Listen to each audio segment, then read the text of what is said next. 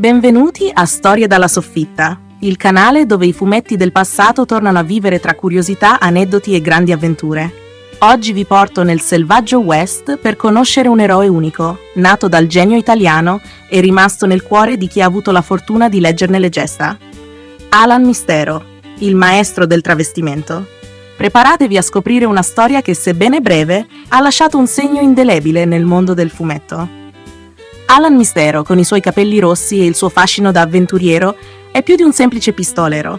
È un giustiziere astuto e ironico, che si distingue grazie a un'abilità straordinaria, il trasformismo. Grazie ai suoi travestimenti, riesce a infiltrarsi tra i nemici e sventare complotti, regalando ai lettori un mix di azione, strategia e colpi di scena. Ma Alan non è solo.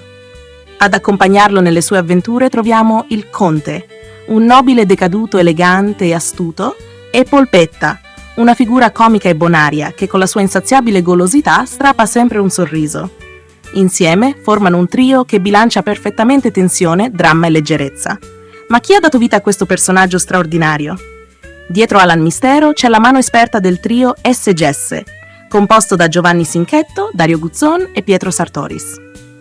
Questi autori, già celebri per aver creato successi come il Grande Black e il Comandante Mark, decisero di lanciarsi in un progetto più personale e indipendente, fondando la casa editrice SISAG. Fu proprio sotto questa etichetta che il 23 aprile 1965 uscì il primo numero di Alan Mistero, intitolato Guerra y Desperados. L'idea era quella di dar vita a una serie lunga e articolata che avrebbe dovuto raggiungere i 32 numeri. Purtroppo, però, il sogno si interruppe prematuramente.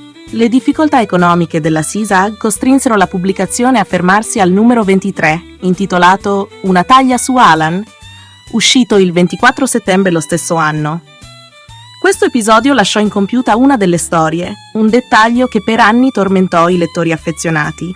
Nonostante la chiusura precoce, Alan Mistero non scomparve del tutto. Le sue avventure vennero ripubblicate come storie d'appendice negli albi del Comandante Mark, editi dalla collana Araldo. Questa scelta permise al personaggio di raggiungere un pubblico più ampio, consolidando il suo status di icona, seppur di nicchia nel panorama fumettistico italiano. Ma c'è di più. Negli anni 70 Alan Mistero conobbe una seconda vita in Francia, dove le sue storie vennero ristampate e arricchite da episodi inediti realizzati appositamente per il mercato transalpino. Uno dei momenti più significativi per i fan di Alan Mistero arrivò nel 1995, quando la editoriale Dardo decise di celebrare il personaggio con un cofanetto speciale. Questo prezioso box includeva le ristampe dei 23 albi originali, un volume di approfondimenti della serie Le guide del collezionista e un numero conclusivo intitolato Il laboratorio infernale, che finalmente chiudeva la storia lasciata in sospeso decenni prima. Un gesto che dimostra quanto Alan Mistero fosse rimasto vivo nel cuore degli appassionati. Ma cosa rende Alan Mistero così speciale? Prima di tutto, la sua unicità nel panorama dei fumetti western. Mentre la maggior parte degli eroi del genere si basa sulla forza fisica e sulla precisione nel duello, Alan punta tutto sull'intelligenza e sull'astuzia. I suoi travestimenti non sono solo un espediente narrativo, ma un elemento che lo distingue da qualsiasi altro protagonista del Far West. Inoltre, il tono delle sue storie, che alternano momenti di tensione a scene di pura comicità, lo rende un personaggio incredibilmente moderno e versatile. E poi ci sono i disegni. SGS erano maestri nel rendere dinamiche le scene d'azione, pur mantenendo uno stile pulito e leggibile.